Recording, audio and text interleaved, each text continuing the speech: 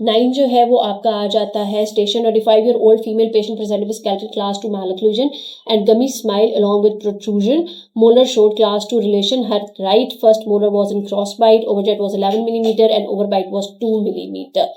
SNA 82, SNB 71, A and B 11. What are the treatment objectives? What are the treatment options? ठीक है, अच्छा number 1 इसके अंदर जो है सबसे पहले बात तो ये कि मैंने मैल्कम हारिस से मैंने आपको बताया था ऑर्थोग्नेटिक के जो है जितनी भी क्लिनिकल फीचर्स अलॉन्ग विद उसके जो ट्रीटमेंट प्लान है वो मैल्कम हारिस से मैं आपको शेयर भी कर दूंगी, मैंने नोट्स बनाए थे। और उसके अंदर बड़ा अच्छा आपको वर्टिकल मैक्सिलरी एक्सेस जो है वो बड़ा अच्छा एक्सप्लेन किया हुआ है, जिसके अंदर लॉन्ग फेस सिंड्रोम के अंदर वो कहते हैं कि 4 बातें आती हैं, जिसके अंदर आपका लॉन्ग फेस आता है, ठीक है। और उसके अंदर जो है ये आपका गमी स्माइल जो है वो आपकी आती है, जिस राइस पेशेंट के अंदर हमने जो है वो देखा है कि गमी स्माइल है, ठीक है, along with the lip incompetence है, और SNA SNB जो है वो भी इसके डिरेल्ड है।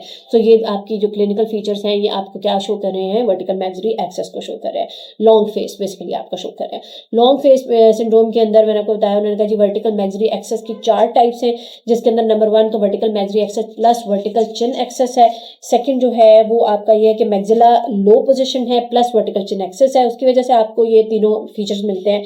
थर्डली जो है वो पोस्टरो इंफीरियर टिल्टेड मैक्सिलरी फ्लूजल प्लेन है प्लस वर्टिकल चिन एक्सेस है, जिसकी वजह से इंटीरियर ओपन बाइट भी आपको मिलती है इन क्लिनिकल फीचर्स के साथ। और जो फोर्थ है that is short upper lip है, उसका अपना एक ट्रीटमेंट प्लान है, ठीक है। सो नंबर 1 मीन इसको आप असेस कैसे करते हैं, मेल्स के अंदर आपकी मीन फेशियल हाइट जो है वो 130 मिलीमीटर है, फीमेल्स में 120 मिलीमीटर है, जिसकी standard deviation plus minus 8 millimetre है। सो अगर इंक्रीज देन दैट होगा तो इसका मतलब कि लॉन्ग फेस सिंड्रोम है। डायग्नोस्टिक फैक्टर्स मैंने आपको बता दिए 3 है, लेबियल इनकम्पिटेंस है at rest, upper lip incisor relationship वो जो है वो पुअर होगा, यानी जो आपका अपर लिप है उसके एट रेस्ट जो है उसके साथ उसका जो इंसाइजर रिलेशनशिप है, इंसाइजर शो जो है वो रेस्ट के ऊपर मोर देन 2 to 3 मिलीमीटर होगा, जो इंसाइजर जो गम है, और इवन ये कि ऑन स्माइलिंग वो और भी ज़्यादा वर्स हो जाएगा। अपर एंड लोअर फेशियल प्रोपोर्शन जो है वो डिसमैच्ड होंगी, मिसमैच्ड होंगी। उसके अंदर जो है वो आप इंटीरियर फेशियल हाइट और पोस्टीरियर फेशियल हाइट जो है उसको आप असेस करते हैं। वो कैसे करते हैं, सॉफ्ट टिश्यू प्रोफाइल्स आप देखते हैं, इनके अंदर जो हेयर लाइन से लेके नेजियन, नेजियन से सब नेजेल और सब नेजेल से मेंटोन होंगी, जो कि लोअर जो आपकी सॉफ्ट टिश्यू फेशियल हाइट है वो मिसमैच करेगी अपर फेशियल हाइट के साथ, लोअर फेशियल हाइट इंक्रीज होगी। उसके अलावा स्केलेटल अपर एंड लोअर जो फेशियल हाइट्स हैं that is upper facial height is N point से लेके ANS, और लोअर फेशियल हाइट ANS से लेके मेंटोन होती है जो 45 to 55 होती है। मोर देन 65 या 62 हो तो वो आपको शो कर रही है, ये रेशो जो है वो फिर शो करेगी आपको कि आपका इंटीरियर लॉन्ग फेस सिंड्रोम है या आपकी मैक्सिलरी एक्सेस है, ठीक है। अपर लिप शॉर्ट जो है वो आपको पता है कि 1/3 आपका जो अपर लिप है उसकी हाइट होती है फ्रॉम द सब नेजेल से लेके स्टोमियोन तक, और फिर आपकी लोअर जो है वो वर्मिली बॉर्डर से लेके आपकी मेंटोन तक होती है, या लेबियल कॉन्टैक्ट जहाँ पर होता है वहां से लेके मेंटोन तक होती है, और उसकी तकरीबन 2/3 वो हाइट होगी, 1/3 आपका अपर लिप होगा।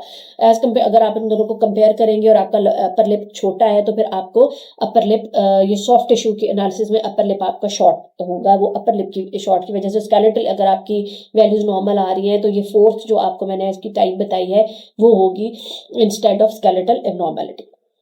अच्छा, इसके अंदर वो कहता है कि आपका जैकॉब्सन एंड बोल्टन एनालिसिस जो है वो आप कर सकते हैं स्केलेटल को सॉफ्ट टिश्यू से, या स्टैनर, और ये जो मैंने आपको पॉइंट्स बताए हैं ये भी मोर देन एनफ है, ठीक है, क्योंकि इसके अंदर जैकॉब्सन और बोल्टन फिर बहुत कमरसम हो जाएगा, इसको बल्कि आप एडिट ही करते हैं, ये रहने थे जैकॉब्सन एंड बोल्टन एनालिसिस, ठीक है। Okay, coming to the treatment, अब सॉरी डायग्नोसिस के अंदर एक और बात जो ये मैंने आपको बता दी कि सेल्फ एनालिसिस के बाद एक और चीज़ ये है कि आप इंक्रीज एव्यूलर डेप्थ जो है ना वो आप कैसे असेस करेंगे, तो वो आप कहते हैं कि जी आपने अपर मैक्सिलरी एव्यूलर डेप्थ जो होती है वो होती है आपकी नेजियन से लेके अपर इंसाइजर की टिप तक, और लोअर होती है लोअर इंसाइजर की टिप से लेके मेंटोन तक, ठीक है। इसको आप नॉर्मल वैल्यूज जो है इनसे कंपेयर करते हैं वो इंक्रीज है, इसका मतलब इंक्रीज एव्यूलर डेप्थ है। और लेकिन अगर मैक्सिलरी प्लेन ऑक्लूजल प्लेन आपका नॉर्मल है, जो कि विड्थ आपका अप्रेजल है वो आपको बताता है कि आपका मैक्सिला मैंडिबल का ऑक्लूजल प्लेन नॉर्मल है, विड्थ वैल्यू आपकी नॉर्मल है लेकिन इंक्रीज एव्यूलर डेप्थ है, तो वो आपको बताएगा कि ये वर्टिकल मैक्सिलरी एक्सेस नहीं, ये एव्यूलर कंपोनेंट जो है वो इसके अंदर इन्वॉल्व है। यानी आपका अगर ये नॉर्मल है तो फिर इस एव्यूलर डेप्थ इंक्रीज है तो फिर true way vertical maxillary axis है। अगर आपकी ये वैल्यू नॉर्मल है तो ऑक्लूजल प्लेन आपका वो है डिरेंज्ड है। तो फिर नंबर 1 क्या था, एव्यूलर डेप्थ, वर्टिकल मैक्सिलरी एक्सेस में एव्यूलर डेप्थ आपकी इंक्रीज्ड है, हाँ, नॉर्मल मैक्सिलरी प्लेन है।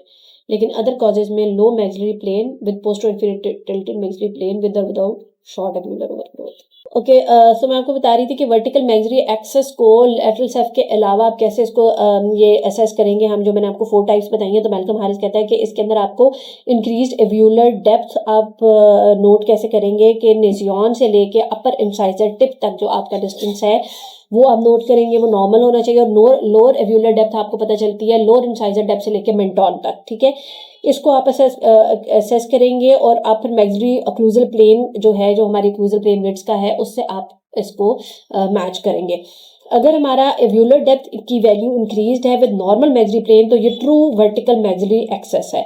अगर आपका मैक्सिलरी प्लेन लो है लॉन्ग विद द आपकी विद और विदाउट शॉर्ट एव्यूलर ओवरग्रोथ, तो उसके अंदर जो है फिर आपकी जो बाकी 3 कॉजेज मैंने आपको बताई हैं कि आपकी पोस्टरो इंफीरियर टिल्टेड मैक्सिला हो सकता है, लो मैक्सिलरी प्लेन हो सकता है, या फिर आपकी लिप जो है उसकी शॉर्टनिंग हो सकती है। तो ये 3 कॉजेज हो सकती है instead of true vertical maxillary axis, ठीक है। अच्छा, फिर आपको मैंने बताया कि 4 जो टाइप्स हैं आप उनकी मैनेजमेंट अलग-अलग मैल्कम हारिस ने बताई हुई है। वो कहता है कि जितनी भी वर्टिकल मैक्सिलरी एक्सेस के आपके पास ये पेशेंट आएंगे उसके अंदर आपने ली फोर्ट 1 इम्पैक्शन तो लाजमी करनी है। जितना भी वर्टिकल मैक्सिलरी एक्सेस के आपके पास पेशेंट आएंगे उसके अंदर आपने सारों में ली फोर्ट 1 मैक्सिलरी इम्पैक्शन करनी है। उसके साथ मैंडिबल की आपने करनी है, सर्जरी नहीं करनी है। ये कैसे पता चलेगा? इसके 2 तरीके हैं। नंबर 1, एक तो आप एसटीओ करेंगे, प्लानिंग ट्रेसिंग करेंगे, उससे आपको पता चलेगा। दूसरा वो कहता है कि अगर आपने कास्ट एनालिसिस किया हुआ है तो उसको आप माउंट करेंगे ट्रू एनाटॉमिकल आर्टिकुलेटर के ऊपर, यानी फेसबो ट्रांसफर प्रॉपर जो होता है, ये जो हमारा सेमी एडजस्टेबल होता है उस पर नहीं, बल्कि ट्रूली एनाटॉमिकल एडजस्टेबल आर्टिकुलेटर के ऊपर आप माउंट करके उनका रिलेशनशिप लीफोर्ट 1 इम्पैक्शन करके, यानी जितना भी, और इम्पैक्शन कितनी करनी होती है वो आपको पता है कि जितना आपका इंसाइजल शो होता है उतना आपने उसकी जो है वो इम्पैक्शन करनी होती है। 25% आपकी लिप शॉर्टनिंग होती है जितनी भी आप इम्पैक्शन करते हैं उस एज कम्पेयर टू दैट। तो ओवर करेक्शन आपकी डिजायरेबल होती है, आपने ओवर करेक्शन करनी होती है, ओवर इम्पैक्शन करनी होती है मैक्सिला की with in the envelope of discrepancy रहते हुए। तो जब आप ये करेंगे, इम्पैक्शन कर लेंगे, जो आपको पता है कि ये सबसे ज़्यादा स्टेबल आपकी मूवमेंट है हायरार्की ऑफ स्टेबिलिटी के ऊपर। जब आप ये कर लेंगे तो उसके अंदर आपकी जो, अगर जैसा मैंने आपको एसटीओ का डिस्क्राइब किया था कि आप पहले सारे अनचेंजेबल जो भी आपके होते हैं वो आप ड्रॉ कर लेते हैं, फिर उसके बाद आप मैक्सिला को रिपोजिशन करते हैं और कंडाइल मैंडिबल को कंडाइल की पोजीशन को सेम रखते हुए, डिवाइडर उसके ऊपर रखते हुए, सेम रखते हुए आप रोटेट करते हैं मैंडिबल को with the fit position colossal relationship of maxilla. तो उससे आपको पता चलता है कि मैंडिबल ऑटो रोटेशन होती है इंटीरियर एंड फॉरवर्ड पोजीशन के अंदर। तो जो आपकी वर्टिकल चिन एक्सेस होती है थोड़ी बहुत, वो उससे भी बेहतर हो जाती है। अगर आपको लगता है कि ये से बेहतर नहीं हुई है या मैंडिबल प्रोग्नाथिक हो गई है तो फिर उस कंडीशन के अंदर आपके पास 3 ऑप्शन आते हैं। मैंने आपको बताया एसटीओ और precise model surgery by using anatomical articulator. आपको ये पता चलेगा कि आपने कितनी उसकी आगे फर्दर मैंडिबल की आपने सर्जरी करनी है कि नहीं। सो इसमें नंबर 1 आपको ये पता चल जाएगा कि मैंडिबल की सर्जरी आपने करनी है कि नहीं। दूसरा इसका फायदा ये होता है कि डेंटल आर्चेस की कोऑर्डिनेशन आपको पता चल जाती है। तीसरा आपको ये पता चल जाता है कि आपने प्री सर्जिकल ऑर्थोडोंटिक यानी फॉर एक्सट्रैक्शन करनी है, कुछ भी करना है या आर्च कोऑर्डिनेशन को मैच करने के लिए कोई प्री सर्जिकल ऑर्थोडोंटिक्स कुछ करना है या मॉडिफिकेशन करनी है, वो भी आपको पता चल जाती है। और चौथा एडिशनल, वही मैंने आपको बताया कि सर्जरी जो है अगर आपने करनी है, जीनियोप्लास्टिक करनी है या कोई भी ऐसा कुछ करना है, वो भी आपको पता चल जाता है। सो मैंने बताया आपको कि एक तो ऑटो रोटेशन ऑफ मैंडिबल होती है। इसमें आपको ये था ना हाउ एक इसमें ये भी पूछते हैं क्वेश्चन कि मैंडिबल पे क्या इफेक्ट आएगा। सो उसमें नंबर 1 तो मैंडिबल ऑटो रोटेट होकर जो है मैंने आपको बताया वो ऑटो रोटेशन होती है उसकी एंटी क्लॉकवाइज और वो फॉरवर्ड पोजीशन होती है। दूसरा ये कि आपको ये पता चल जाता है कि वर्टिकल चिन एक्सेस के लिए भी आपने ट्रीटमेंट करना है, जीनियोप्लास्टी वगैरह करनी है या नहीं करनी है। और तीसरा कि आपने बताया कि जब मैंडिबल ऑटो रोटेशन में जाएगी तो प्रोग्नेथिक मैंडिबल तो नहीं आपको नजर आ रही, यानी जो आपकी नॉर्मल वैल्यूज है लैटरल सेफ पे वो आपकी प्रोग्नेथिक मैंडिबल से रिलेट तो नहीं कर रही, और अगर ऐसा है तो फिर आपको BSSO भी यानी बायोमैक्स करनी पड़ेगी। ठीक है। अच्छा, सो फर्स्ट जो आपका ट्रू वर्टिकल मैक्सिलरी एक्सेस है उसके अंदर वो कहता है मैल्कम हारिस के ज्यादातर केसेस में आपको Le Fort one impaction plus bilateral sagittal प्लेटोस्टेक्टमी करनी होती है।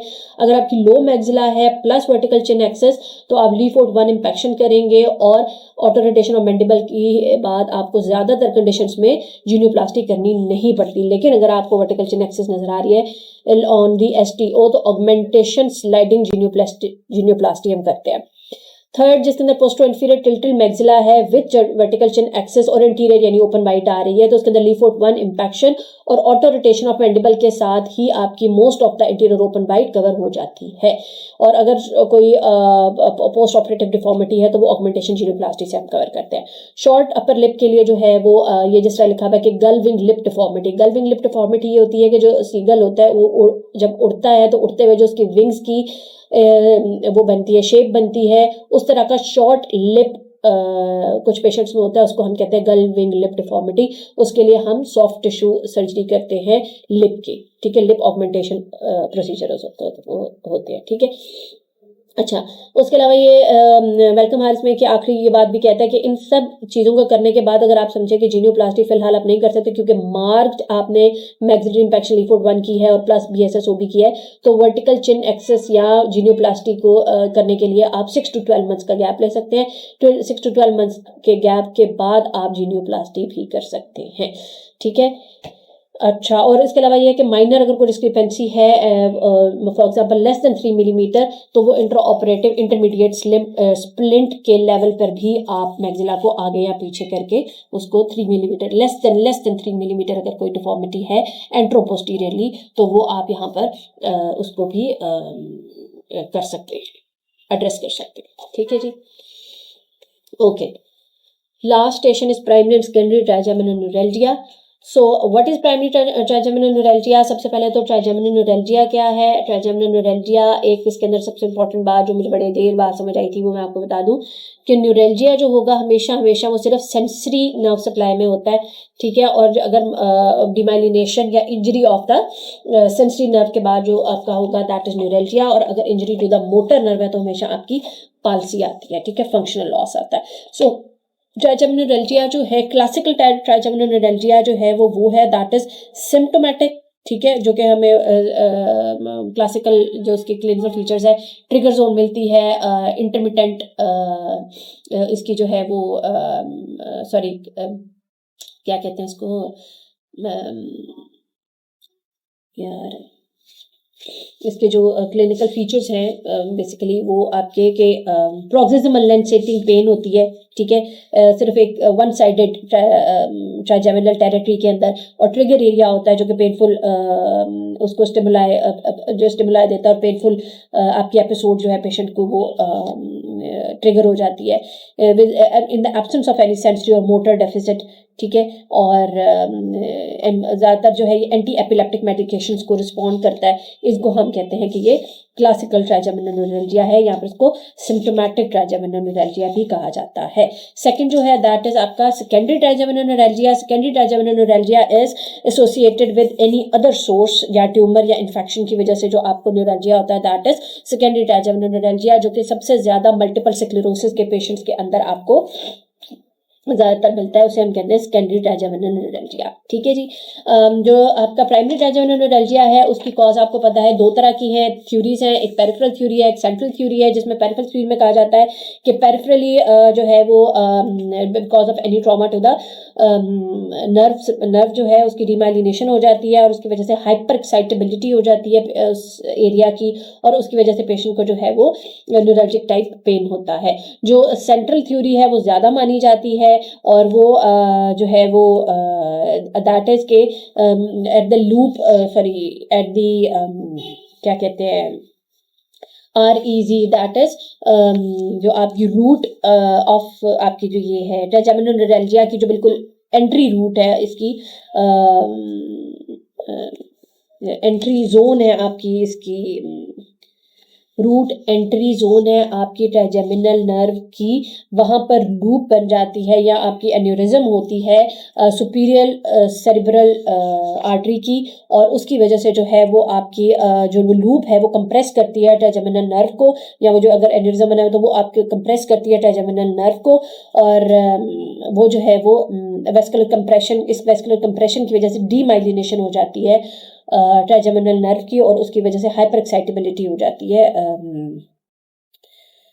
ट्राइजेमिनल नर्व की, और इसके अंदर न्यूरैल्जिया के टाइप के सिम्टम्स पेशेंट को आते हैं। सो ये आपकी सेंट्रल थ्योरी होती है, एक आपकी पेरिफेरल, और सेंट्रल थ्योरी को ज़्यादा माना जाता है, ठीक है, जो कि मैंने आपको बताया सुपीरियर सेरिब्रल आर्टरी की लूप कंप्रेशन की वजह से होती है। इसमें एक दो और भी कहते हैं कि पोस्टीरियर इंफीरियर सेरिब्रल आर्टरी भी हो सकती है, वर्टिब्रल आर्टरी या इंटीरियर इंफीरियर सेरिब्रल आर्टरीज भी जो है वो कभी कभी इसको कंप्रेस कर रही होती है, बट ज़्यादातर जो है वो सुपीरियर सेरिब्रल आर्टरी की लूप की कंप्रेशन की वजह से ही बनती है, ठीक है। अच्छा, उसके बाद वही कहते हैं कि जो इंजरी होती है आपकी नर्व की, वो पार्शल इंजरी की वजह से जो focal areas of axonal demyelination होते हैं at the area of nerve compression, जो एरियाज होते हैं वो क्या करते हैं कि वो स्पॉन्टेनियस एक्शन पोटेंशियल को जनरेट करते हैं, ठीक है, जो कि किसी भी डायरेक्शन ऑफ द नर्व की किसी भी डायरेक्शन के अंदर वो ट्रैवल करता है, और वो इंडिविजुअल न्यूरॉन की उसको क्या कहते हैं वो होने की वजह से क्विकली स्प्रेड करता है इर्द गिर्द के जो entire population of adjacent sensory neurons है, और उसकी वजह से ये सडन जॉल्ट ऑफ आपका करेक्टरिस्टिक ट्राइजेमिनल न्यूरैल्जिया में जो सडन जॉल्ट आता है वो इसकी वजह से आता है, ठीक है। अच्छा, अब इसके अंदर वो कहते हैं कि जो क्लासिकल ट्राइजेमिनल न्यूरैल्जिया है उसको चेक करने का कोई ऑब्जेक्टिव मेथड नहीं है, कोई लैब नहीं है, कोई ऑब्जेक्टिव मेथड नहीं है आपकी ट्राइजेमिनल न्यूरैल्जिया को चेक करने के लिए। It is truly on the basis of your history and clinical जो पेशेंट बताता है उसके साइड सिम्टम्स के ऊपर है, ठीक है। उसके लिए क्लियर क्लासिफिकेशन भी है एक आपकी ट्राइजेमिनल न्यूरैल्जिया को डिस्क्राइब करने के लिए, वो भी आपको पता होना चाहिए। एक आपका वाइट एंड स्वीट क्राइटेरिया है इसका ट्राइजेमिनल न्यूरैल्जिया का क्राइटेरिया, उसके क्या कहना चाहिए डायग्नोस्टिक क्राइटेरिया है, ठीक है। उसके अंदर 5 उसके कंपोनेंट है, जिसमें वो कहता है कि ट्राइजेमिनल न्यूरैल्जिया प्रोक्सिमल होना चाहिए, पेन उसका जो है लाइट टच के ऊपर प्रोवोक हो जाए, तीसरा ये है कि सिर्फ ट्राइजेमिनल की जोन के अंदर कन्फाइंड हो, चौथा ये है कि यूनिलैटरल होना चाहिए, और पांचवा ये है कि कोई और जो है सेंसरी एग्जामिनेशन या न्यूरोलॉजिकल डेफिसिट उस पेशेंट को नहीं होना चाहिए, जो कि पहले मैंने आपको बता दिया। तो 5 ये जो क्राइटेरिया स्ट्रीट क्राइटेरिया आते हैं। उसके अलावा क्लियर की भी क्लासिफिकेशन है जो कि आपकी डायग्नोसिस और कंडक्टिंग उसको जो है वो ट्राइजेमिनल नर्व के अकॉर्डिंगली वो उसको उसने क्लासीफाई किया है, वो भी आपको पता होना चाहिए, ठीक है। So this is your classical क्या कहते हैं ट्राइजेमिनल न्यूरैल्जिया। मैंने आपको बता दिया कि जो है वो 2 मिनट से कम 2 मिनट क्या कहते हैं fractions of a second to 2 minutes तक का जो है वो उसके अंदर आपका एक वो आता है पेशेंट को एपिसोड आता है, और उसके बाद के जो दरमियान का रिफ्रैक्टरी पीरियड होता है वो बिल्कुल पेनलेस होता है। और मैंने आपको बता दिया यूनिलैटरल होता है, प्रोक्सिमल है, यूनिलैटरल है, लैंसेटिंग पेन होता है सिर्फ ट्राइजेमिनल नर्व की उसके टेरिटरी में होगा, और कोई न्यूरोलॉजिकल डेफिसिट नहीं होगा। इसके अलावा आपका एक international classification of headache disorders है, उसके अंदर भी इसका डायग्नोस्टिक क्राइटेरिया दिया हुआ है, क्लासिकल का भी और सेकेंडरी का भी, वो भी मैं आपको शेयर कर दूंगी, ठीक है। तो वो आपको पता होना चाहिए। उसके अलावा प्री ट्राइजेमिनल न्यूरैल्जिया सिंड्रोम है, वो कहते हैं कि जो ज़्यादा परसिस्टेंट जो पेशेंट्स होते हैं जिनको ट्राइजेमिनल न्यूरैल्जिया काफ़ी क्रॉनिक हो जाता है, उस कंडीशन में क्या होता है कि परसिस्टेंट बैकग्राउंड पेन होता है पेशेंट को अलॉन्ग विद द प्रोक्सिमल जो ये अटैक्स आते हैं, ठीक है। इसके साथ साथ जो है वो पेशेंट के ये जो पेशेंट्स होते हैं ये लेस रिस्पॉन्सिव टू थेरेपीज होते हैं, फार्माकोलॉजिकली या इंटरवेंशनल उनके ऊपर कोई थेरेपी ज़्यादातर रिस्पॉन्सिव नहीं होती, ठीक है। और वो कहते हैं कि ये इसलिए होता है क्योंकि सेंट्रल जो फैसिलिटेशन ऑफ ट्राइजेमिनल नोसिसेप्टिव प्रोसेसिंग होती है वो इन पेशेंट्स के अंदर वो जो है वो यानी सेंट्रली जो होती है ना ट्राइजेमिनल नोसिसेप्टिव प्रोसेसिंग इन पेशेंट्स के अंदर वो कम हो जाती है, ठीक है। अच्छा, तो और क्या था इसके अंदर, क्लासिकल हो गया, और हाँ सेकेंडरी ट्राइजेमिनोलैल्जिया मैंने आपको बताया ये मल्टीपल स्क्लेरोसिस हो गया या ट्यूमर हो गया या इन किस्म की जो कंडीशंस होती हैं उनके अंदर जो है पेशेंट को फिर हम कहते हैं कि ये क्या है, सेकेंडरी ट्राइजेमिनोलैल्जिया। और उसके अंदर जो उसका डायग्नोस्टिक जो स्टैंडर्ड ऑफ चॉइस इमेजिंग है दैट वुड बी MRI, ठीक है। और उससे आपको पता चलेगा कि ये पेशेंट को जो है ये कोई मल्टीपल स्क्लेरोसिस या कोई सर्जिकल कोई ट्यूमर तो नहीं है, ठीक है, जिसकी वजह से पेशेंट को ये सेकेंडरी ट्राइजेमिनोलैल्जिया हो रहा है। उसके अलावा फंगल इन्फेक्शन या बैक्टीरियल इन्फेक्शन का भी कुछ रिपोर्ट्स में आया है कि उसकी वजह से भी जो है पेशेंट को वो ट्राइजेमिनोलैल्जिया हो जाता है। मल्टीपल स्क्लेरोसिस का ज़्यादातर इसमें पूछते हैं, तो मैंने आपको बताया कि वो एक इन्फ्लेमेटरी ऑटोइम्यून डिजीज़ है जो कि डीमाइलिनेशन कॉज करती है, ठीक है, और डीमाइलिनेटिंग लीजन्स बनाती है, सेंट्रल नर्वस सिस्टम के अंदर प्लाक्स बनाती है और डीमाइलिनेटिंग लीजन्स बनाती है, ठीक है। और इसके अंदर क्या होता है कि आपकी रीमाइलिनेशन भी होती है कुछ एरियाज़ के अंदर, और इसलिए इसके अंदर रीमाइलिनेशन और रिमिशन की भी एपिसोड्स आती हैं, पीरियड्स आते हैं, फ्लक्चुएशन होती है इसके अंदर, ठीक है। ये भी वुमेन के अंदर ज़्यादा कॉमन है ट्राइजेमिनोलैल्जिया, वैसे भी ओवरऑल भी वुमेन के अंदर 1:1.74 मेन टू वुमेन रेशो इसके अंदर आती है, तो ये आपके मल्टीपल स्क्लेरोसिस भी जो है ये वुमेन में ज़्यादा कॉमन होता है, ठीक है।